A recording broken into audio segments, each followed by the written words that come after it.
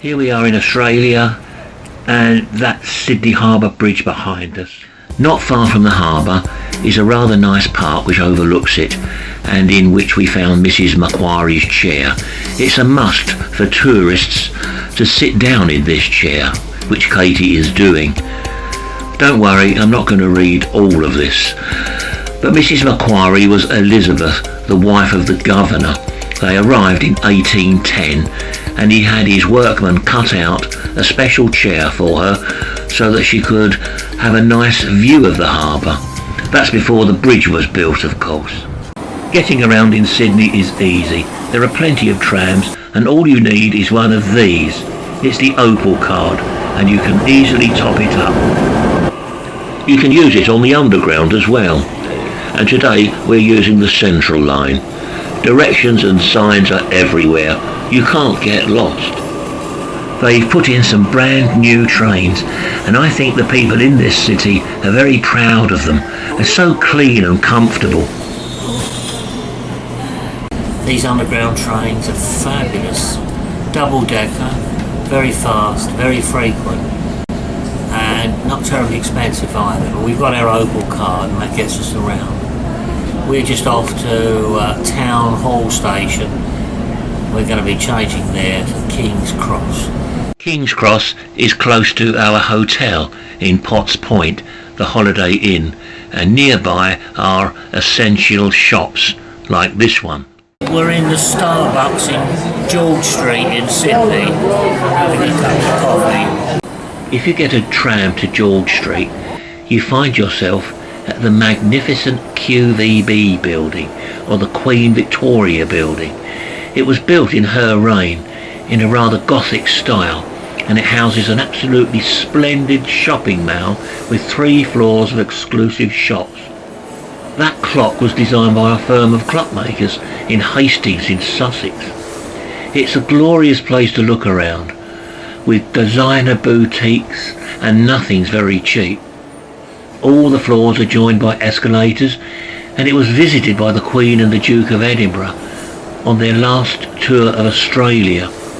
It's completely Victorian in style, of course. All of its features are in keeping with the period. There's a wonderful dome and lots of stained glass windows.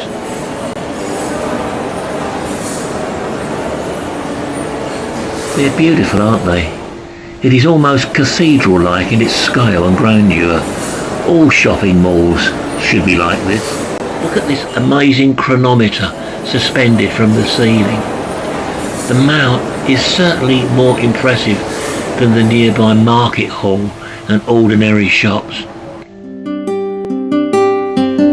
This city is undergoing a lot of change, and there are office blocks going up all over the place, and they reflect the wealth of this nation. Some of them are being built by the men from Mars. But as always, wealth sits alongside poverty and homelessness, and there are as many street sleepers in Sydney as there are in London. It's off now in a minibus with our guide Natasha, or Tash, and a trip to the Blue Mountains National Park. She was a great guide. This mountain range was formed, it's actually a plateau, lifted up over millions and millions of years from the ocean floor, and then all the valleys are formed by mostly water. Yeah? Tash explained everything in a very interesting and entertaining way. Basically, this was once a coal mining area. You travel to the old workings by cable car, but unfortunately it was a bit foggy that day.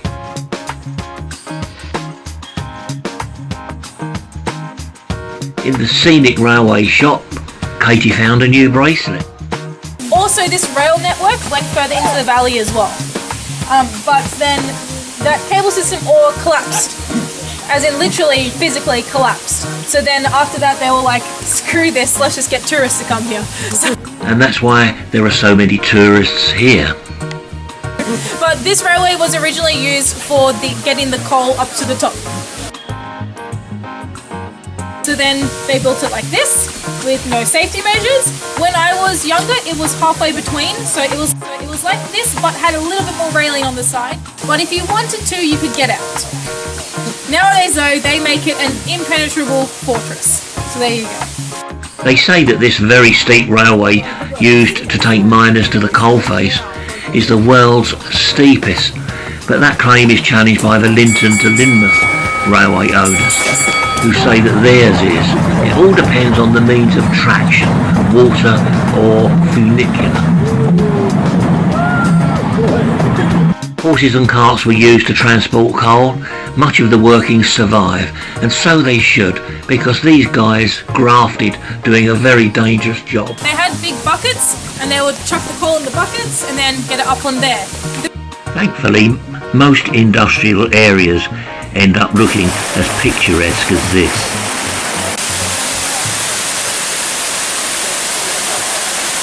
On the way back from the Blue Mountains, we visited a delightful little haven for threatened species they're trying to preserve. Well, we're having a cup of tea here at the Featherdale Wildlife Park, and as it says up there, Sydney's only hands-on wildlife experience. And there's lots of ibis birds running around, and I thought that they were part of the exhibits here. So there's a notice that tells you not to feed them. Koala bears, kangaroos, wallabies and even penguins. And it's a very warm day today. I've had to take my jacket off. Here's a little baby kangaroo. Katie's trying to feed some of these young roos, as the Aussies call them, but the pigeons are there too, making a meal of the nuts and seeds. They do emphasise here that Featherdale isn't exactly a zoo, but a wildlife park in which wild animals can be protected rather than just looked at. It's urbanisation that's the biggest threat to wildlife.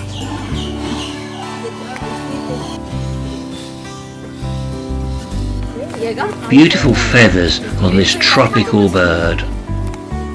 The problem with the koalas is that they only eat eucalyptus leaves. They're rather cute really, and they're a bit lazy of course, but their numbers are dropping. The penguins though seem to be thriving. Here's an unwanted guest strutting around. We mustn't feed them. Our koala seems to be a bit more energetic now.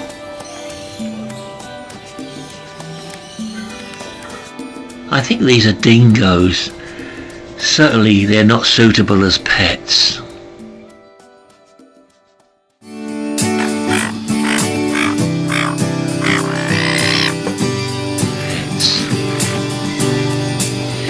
Featherdale really is a very special wildlife park with birds very small and very large.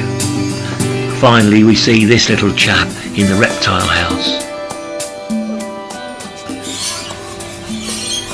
This is the park's philosophy, and I think it's rather a noble one.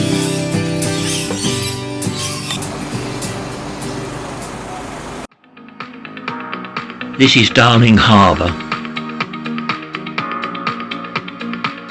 Boats moored here range from military to leisure. And there's some important government buildings here. The International Conference Centre. Plenty of places to eat too. Not terribly cheap. Darling Harbour is the home of the National Maritime Museum. I must say I was very impressed by this solar rubbish bin.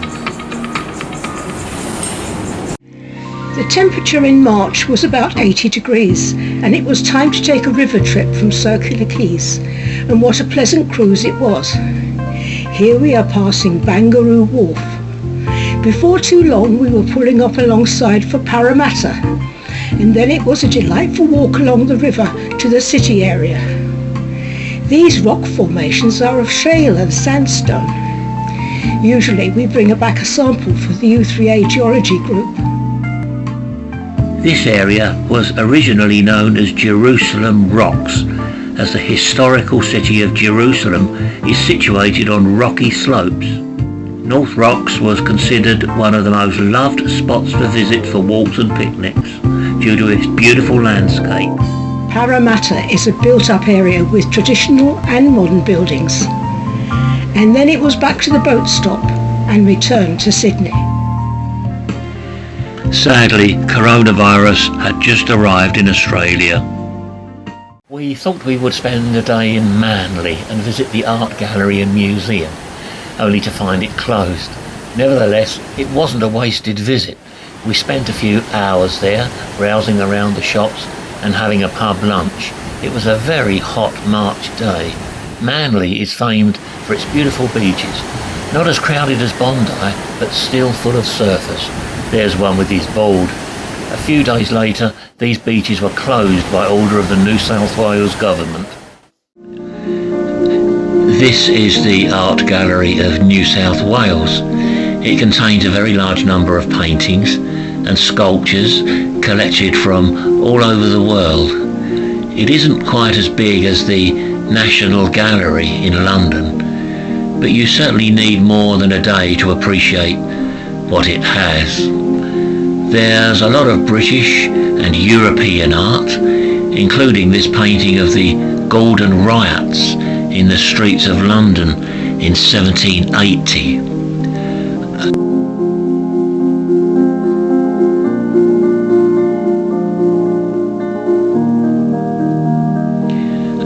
There are works that also include Canaletto.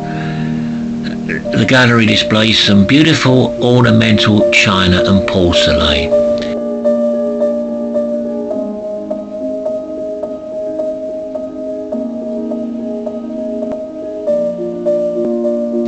I wish I had jotted down the name of the artist who created this sculpture.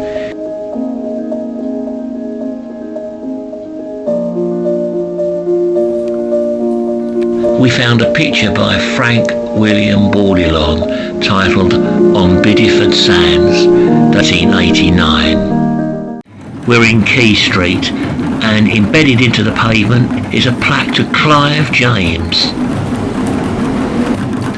And here are the street entertainers with their drums, really fantastic.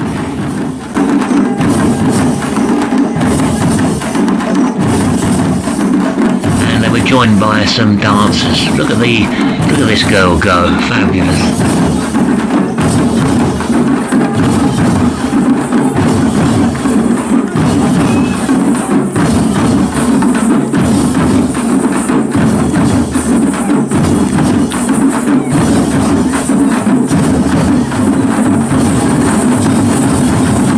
Look at them go. Really amazing. We really enjoyed watching them. So now it's off to the Museum of Contemporary Art in Sydney. They have a rather splendid clock which wasn't telling the right time. Sorry to be picky, this is the place to go for modern art. The sort of thing that Katie admires. This, if you didn't know, was a bicycle. Some of the artwork I couldn't make head or tail of. Let's just say it's rather esoteric. What you see here is driftwood, carved into shapes by the artist Fiona Hall. A whole wall has been devoted to her work. There's a rather fascinating light show. It makes your eyes go funny after a while. Most of the artwork here would be familiar to those who love to visit London's Tate Modern. My friend calls it Tat Modern, and he's Australian. We were impressed though. We had a snack in the museum's cafe, which has a great view of the bridge, and now it's off to Sydney Opera House. This is just an ordinary park bench in Macquarie Park, Sydney, but it must have one of the best views in the world.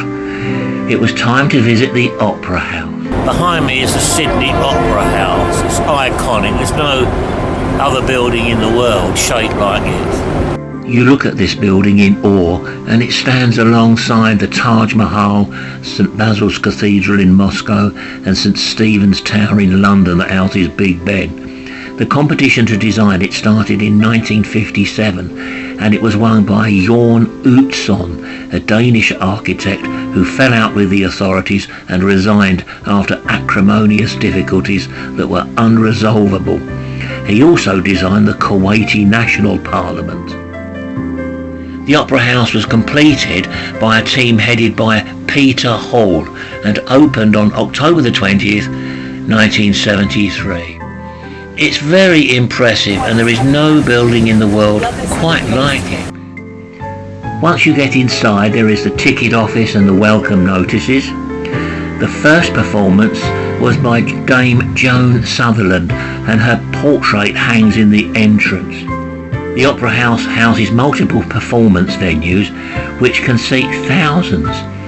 We were shown around by a guide on the day before the Opera House was closed by the outbreak of COVID in Australia. This is Biandi, our guide, and she had an encyclopedic knowledge of the Opera House.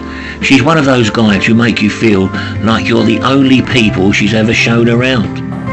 There are over 1 million glazed granite roof tiles on Sydney Opera House, and all of them imported from Sweden. They are self-cleaning, but you still need someone to maintain them, like this guy. And then, of course, it was down to the bar to have a drink or two. And here's where everybody has their photo taken after touring the building. Absolutely marvellous. We really enjoyed this one. The Police and Justice Museum is housed in a former police station. Crime fascinates the public, and the more disturbing the crime, the more fascinating it is. Suspects were brought here into the front office. If there was evidence, they were charged. And this is where trials took place. Judges presided over courts, sometimes with and sometimes without a jury. Prisoners faced him from caged docks. Perhaps they knew they were going to do time. Sorry about that. Katie, on her mobile phone as usual, sits on the beautiful oak seats. Such a strong smell of furniture polish. Look at some of these characters. Here's Messrs Gracie and Dalton, two crooks alongside this young hoodlum with a badly done up bow tie. The ladies are frightening too, and you would meet them in a dark alley. Here's a group photo of some of the city's reprobates. What a shower. Also displayed is a whole wall of mugshots of petty thieves, armed robbers, murderers, gangsters and other assorted lowlife. Not very attractive, are they? They've all ended up in the custody of New South Wales Police Force. And this is where they were held, in the cells. Facilities, as you can see, were a little bit Spartan. These were serious offenders, many of them from criminal families and some related to those who had been transported in Victorian England. The weapons they used were guns of all kinds, from flintlocks to revolvers and a range of handguns. Just look at the kind of tools they use in their nefarious trade. Absolutely vicious, and some of the weaponry has been used in murders. This is lovely, isn't it? What kind of mentality do you have if you need these daggers, machetes and spiky things at arm's length?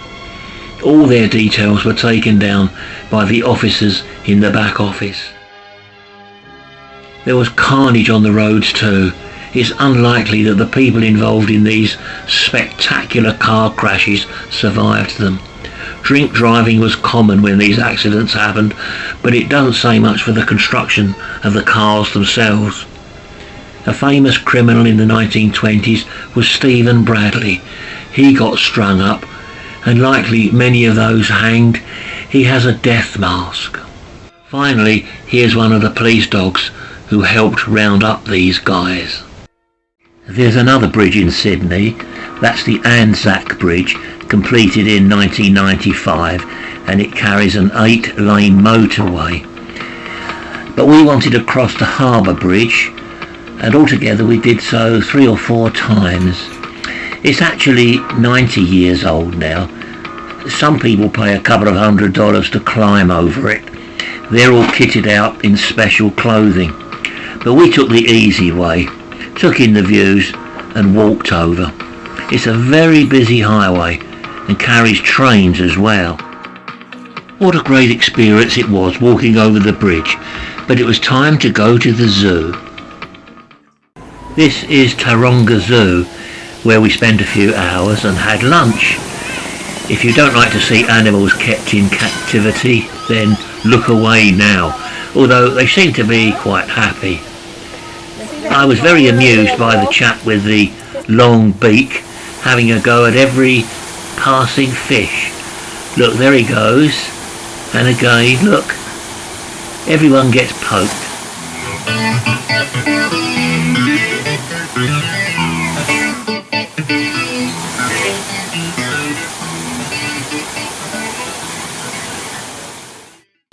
There are other animals, of course, this giraffe, and they have an elephant house. Within a herd, there's always the aunties that go around. They're basically surrogate mums. They help look after any calves that are born. They help to try and keep them out of trouble, to educate them, and basically to give the mums a bit of a rest. And Tangmo is exceptional in that role. We've had 4 calves born here at Taronga Zoo, and Tangmo has been here and helped to raise every single one of them. If I recall, I think this is the insect house. Well, we've arrived here at Australia's super hot spot. It's time to go and have a look at Bondi Beach, famous the world over. Bondi Beach is also one of the world's largest sculpture parks, and there's an exhibition every year. Number one priority was to bring back a bit of sand for one of our friends who used to live there, and some for our U3A geology group. There's no doubt that it is a superb beach, one of the most famous surfing beaches in the world. It's time for me to put my feet in the sea and cool down a bit, I think. Everything on Bondi revolves around surfing, and there are plenty of shops catering for it. Restaurants are aplenty, of course, and souvenir stores. No smoking, of course, not even in some places on the street. This Volkswagen, believe it or not, is a real camper van. There are places here to wash your feet and your shoes as well, if you feel it's necessary. Showers as well if you need one. I have to say, she's being very thorough here. And if swimmers and surfers get into difficulties, this is where the lifeguards hang out. Well, here we are, both of us, and don't forget, this is their autumn. It was time to leave this gorgeous, carefree place. The following day, the whole beach was closed by the New South Wales government when COVID arrived. Look at this, a boulder's fallen on top of a car. It's okay, it's a sculpture. Now this is the Rocks area, part of old Sydney, and dates from Victorian times. It still has gas lighting. On a Sunday morning, we attended a service at St Andrew's Cathedral. It's Anglican and was built between 1837 and 1868, when it was consecrated and the first service was held. It's one of the city's finest examples of Gothic revival architecture, described as a perfect example of the colonial desire to reproduce England in Australia in the mid-19th century. And then this happened. We couldn't travel anywhere else in Australia. Whole of Greater Sydney and its surrounds now facing tough new rules. The message is, do not leave your home. Do not leave your home unless you absolutely have to. We just had time for a tour of the botanical gardens before having to think about getting back to the UK, but with memories of all the various modes of travel, different animals and the helpful and interesting people, all of whom made the trip such an interesting and enjoyable experience. A taxi to the airport and a flight via Singapore before it was closed to international traffic. Been hell on earth getting on these airplanes, but now we're in Singapore on our way home to London. But a great holiday, and we're making plans to return.